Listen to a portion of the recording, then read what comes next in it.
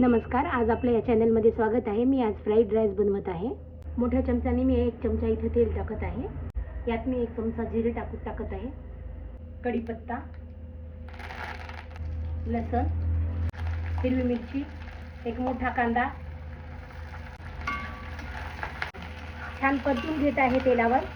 कांदा, शिमला मिर्च, गाजर, आपल्या आवडीप्रमाणे सर्व भाज्या आपण इथे टाकू शकता.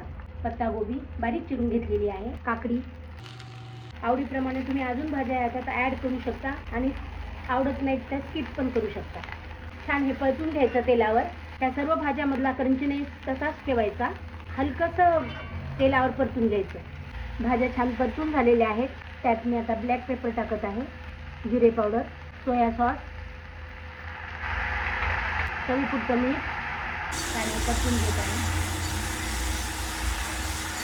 हे पहा, मी इथे पनीर शॅलो फ्राय करून घेतलेले आहे, ते पण टाकत आहे. छान मिक्स करून घ्यायचं. हे पहा, मी यात भात टाकून घेत आहे. मोकळा छान शिजलेला आहे भात आणि छान परतून घ्यायचा. यावर थोडीशी कोथिंबीर टाकत आहे.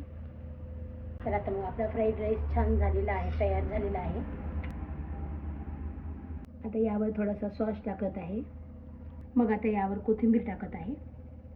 हे पहा, आपलं फ्राईड राईस तयार आहे. चवीला अतिशय सुंदर लागते. नक्की करून पहा.